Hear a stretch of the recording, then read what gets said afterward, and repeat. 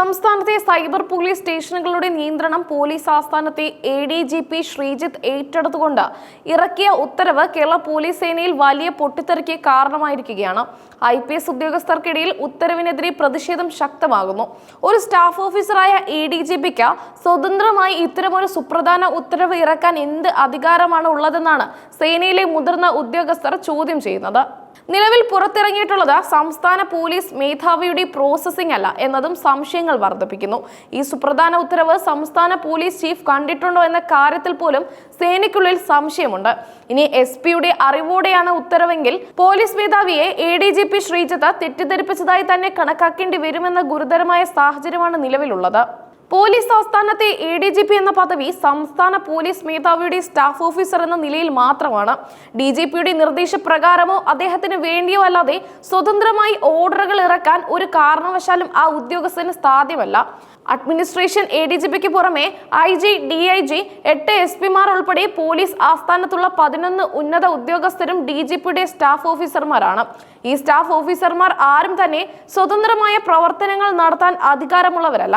ഇവർ ഇറക്കുന്ന ഉത്തരവുകളെല്ലാം തന്നെ സംസ്ഥാന പോലീസ് മേധാവിയുടെ ഉത്തരവിന്റെ ഭാഗമായോ DGPക്ക് വേണ്ടിയോ ആയിരിക്കണം എന്നതാണ് പോലീസ് മാനുവൽ അനുശാസിക്കുന്ന രീതി. ഈ കീഴ്വഴക്കമാണ് ADGP ശ്രീജിത്ത് ലംഘിച്ചിരിക്കുന്നതെന്നാണ് ആക്ഷേപം ഉയർന്നിരിക്കുന്നത്.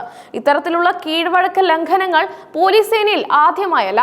മുൻപ് ക്രമസമാധാന ചുമതലയിൽ ഉണ്ടായിരുന്ന ഒരു ADGP ഇറക്കിയ സമാനമായ ഒരു ഉത്തരവ് അന്ന് സ്റ്റേറ്റ് പോലീസ് ചീഫായിരുന്ന ദർവേഷ് സാഹിബ് ഇടപെട്ട് റദ്ദാക്കിയിരുന്നു.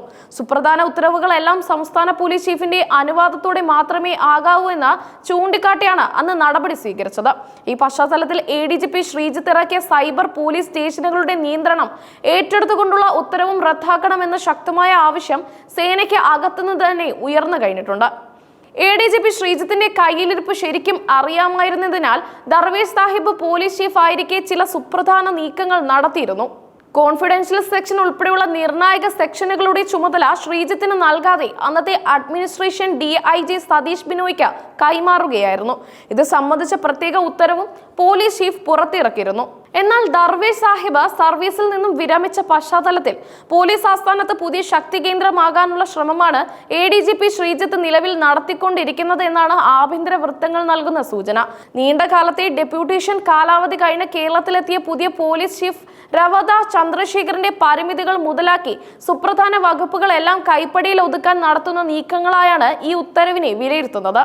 ഇതിന് പിന്നിൽ ഉന്നതരായ 2 വ്യക്തികളുടെ വഴിവിട്ട പിന്തുണയും ശ്രീജിത്തിന് ലഭിക്കുന്നുണ്ടെന്ന ഗുരുതരമായ ആരോപണം ഉയരുന്നുണ്ട്. അതിന്റെ ഭാഗമായാണ് സൈബർ പോലീസ് സ്റ്റേഷനുകളുടെ ചുമതല തന്ത്രപൂർവ്വം ശ്രീജിത്ത് ഇപ്പോൾ സ്വന്തം കീഴിലാക്കിയിരിക്കുന്നത് എന്നാണ് ലഭിക്കുന്ന വിവരം.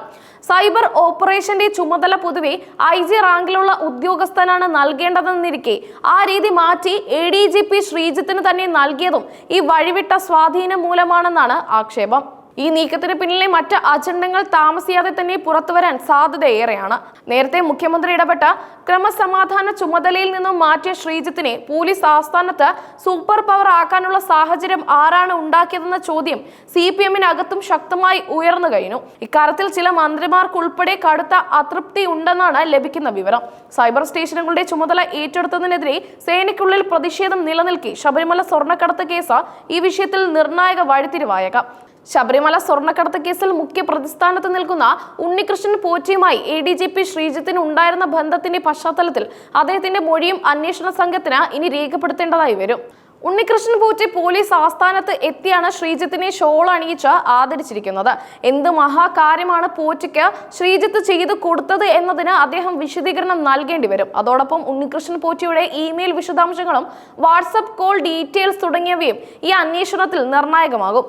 ഈ നിർണായക ഘട്ടത്തിൽ സൈബർ ഓപ്പറേഷൻ മേധാവിയുടെ ചുമതലയിൽ ADGP ശ്രീജിത്ത് തുടരുന്നത് അന്വേഷണം അട്ടിമറിക്കാൻ ഇടയാക്കുമോ എന്ന ചോദ്യത്തിന് സർക്കാർ മറുപടി പറയേണ്ടതുണ്ട്. ഈ സാഹചര്യം അഭിഭാഷകർ ഉൾപ്പെടെയുള്ളവർ കോടതിയുടെ ശ്രദ്ധയിൽപ്പെടുത്തണമെന്നാണ് ലഭിക്കുന്ന സൂചന. പോലീസ് സേനയുടെ വിശ്വസ്തതയെ തന്നെ ചോദ്യം ചെയ്യുന്ന ഈ നീക്കങ്ങൾ കേരള ഭരണകൂടത്തിന് വലിയ തലവേദനയായി മാറിയിരിക്കുകയാണ്.